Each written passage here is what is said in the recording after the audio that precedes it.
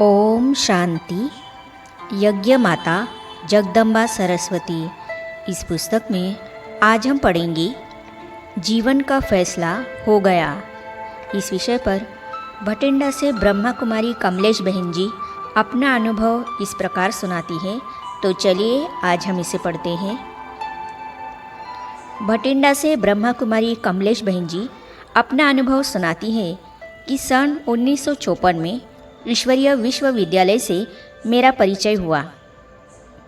1-1.5 वर्ष के बाद आबू से हमें संदेश आया कि मातेश्वरी जी पंजाब के टूर पर निकली है। हमने अपना ओह सौभाग्य समझा कि हमारे छोटे से गांव अर्थात श्री हरगोविंदपुर में भी श्री मातेश्वरी जी आएंगी और हम सबसे मुलाकात करेंगी। मातेश्वरी जी का हमारे गांव में आना हुआ। हमारा गांव छोटा होते हुए भी वहाँ कुमारियों का झुंड था। हम सब कुमारियों ने मिलकर एक गीत बनाया और मातेश्वरी जी के सामने गाया। उस गीत की 2 पंक्तियाँ मुझे अभी भी याद है। निकलेंगी हम शक्तियाँ कुरुक्षेत्र के मैदान में, होती चलेंगी पास निश्चय के इम्तिहान में। मातेश्वरी जी ने इस गीत को सुनते हुए बहुत प्यार भरी दृष्टि से हमें निहारा। जब उन्होंने मधुर ज्ञान सितार बजाई तो उसमें यही कहा कि अगर ऐसी शिव की शक्तियाँ मैदान में उतरी तो बाबा का नाम बाला कर सकती है। मातेश्वरी जी के ये बोल सुनकर हमारा इरादा और पक्का हो गया। उस समय मैं 9वीं क्लास में पढ़ रही थी। 2 साल के बाद मैं आगे की पढ़ाई के लिए चंडीगढ़ गई। उस समय वहाँ सेवा केंद्र नहीं था। एक बार मुझे पत्र आया कि मातेश्वरी जी जब पंजाब टूर पर आएंगी तब चंडीगढ़ यूनिवर्सिटी के क्षेत्र में रुकेंगी। परंतु मुझे यह पता नहीं था कि मातेश्वरी किसके निमंत्रण पर कहाँ ठहरेंगी। फिर भी मैंने उस घर को ढूंढने का प्रयास किया परंतु नहीं मिला। फिर जो पता मिला था उसके आधार पर मैंने एक पत्र लिखा कि अगर यह पत्र आपको मिले तो आप मेरे को फलाने पते पर सूचित करें कि मातेश्वरी जी किस दिन आएगी। वह पत्र उनको मिल गया। वे मेरे पास खुद आए और मुझे निमंत्रण देकर चले गए। मैं वहाँ गई। मम्मा ने मुझे एक सेवा दी कि तुम हर रोज़ यहाँ आकर क्लास कराओ और गुरुवार के दिन भोग लगाओ।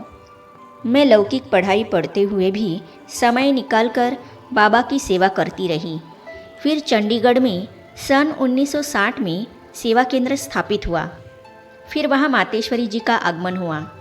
उस समय मातेश्वरी जी 2 दिन वहाँ रहीं।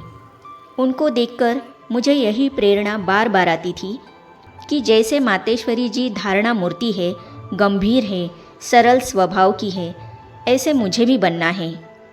जब मातेश्वरी जी सामने बैठी होती थी तो ऐसा लगता था कि जैसे शेरनी शक्ति बैठी है और हमको ऐसा बनाने के लिए इशारा कर रही है।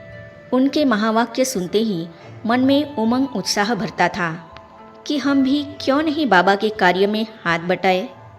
लौकिक पढ़ाई के समय बीच बीच में मुझे मातेश्वरी जी के पत्र आते थे। उनमें वे लिखती थी, बच्ची तुम शेरनी शक्ति हो, कैसी भी परिस्थिति आए तुम्हें डरना नहीं है, पास होना है। तुम्हें एक बल, एक भरोसे के निश्चय के बल से उन परीक्षाओं में पास होना है। इन प्रेरणाओं से मैं आगे बढ़ती गई और पढ़ाई पूरी करके कुछ समय लौकिक सेवा और साथ साथ ईश्वरीय सेवा भी की। एक समय आया जब मेरे सारे लौकिक बंधन टूट गए और सन 1962 में पूर्णतः ईश्वरीय सेवा में समर्पित हो गई। इसके बाद चंडीगढ़ में सेवा पर रही। जब भी मैं मम्मा को देखती थी तो मुझे ऐसा लगता था कि ये न केवल मेरी अलौकिक माँ है परंतु लौकिक माँ भी है। उनसे पालना भी ऐसी ही मिली। कदम कदम पर उनका मार्गदर्शन मिला। उन्होंने सदा आगे बढ़ने के लिए उत्साहित भी किया। अभी मम्मा साकार में नहीं हैं, लेकिन जब भी मैं मधुबन आती हूँ तो मुझे ऐसा लगता है कि मम्मा बाबा हमारे संग संग हैं, कदम कदम पर हमारा मार्गदर्शन कर रहे हैं। जब योग में बैठते हैं तो कभी कभी मम्मा की मूरत सामने आती है और प्रेरणा मिलती है। इशारा मिलता है कि तुमको आगे बढ़ना है। सी फादर और फॉलो फादर। अव्यक्त रूप में हमें आज भी मम्मा की सूक्ष्म प्रेरणाएं मिलती है सदा आगे बढ़ाने के लिए। दिव्य दृष्टि विधात्री मातेश्वरी।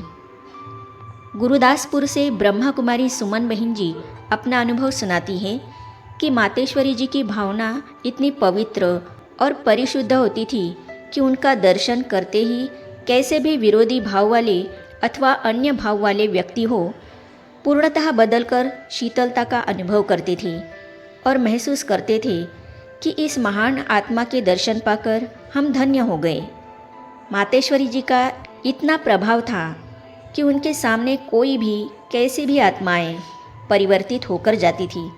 अमृतसर में एक बार मम्मा का सत्संग हो रहा था। हमारे घर से सब बहुत खुशी खुशी में जा रहे थे। मुझे भी उन्होंने कहा कि मातेश्वरी जी आ रही है, तुम भी चलो। मैं भी उनके साथ गई।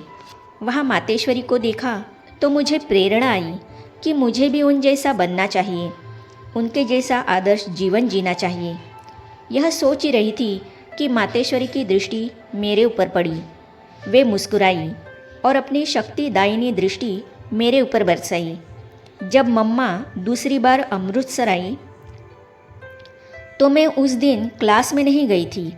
तब मम्मा ने मेरी माताजी के हाथ शक्तियों की एक तस्वीर भेजी और कहा कि उस कन्या से पूछना कि इन शक्तियों जैसा बनना है। उस चित्र को देख मुझे लगा हाँ, ऐसा बनना है। उस दिन से मातेश्वरी से मेरा प्यार और बढ़ गया और मुझे बार बार अनुभव होने लगा कि यह मेरी माँ है। उस प्यार से मेरा जीवन पूरा परिवर्तित हो गया। जब पहली बार मैंने मम्मा को देखा तो मुझे मम्मा अष्टभुजाधारी देवी दिखाई पड़ी। ताज पहने हुए थी, चमकीले रंगीन वस्त्र थे। सर्व अस्त्र शस्त्रों से सुसज्जित माँ शक्ति के रूप में दिखाई पड़ी। मम्मा का जीवन बहुत ऊंचा था। एक बार की बात है, मम्मा के सामने कई कन्याएं बैठी थी। मम्मा उनसे मिल रही थी, मैं भी थी।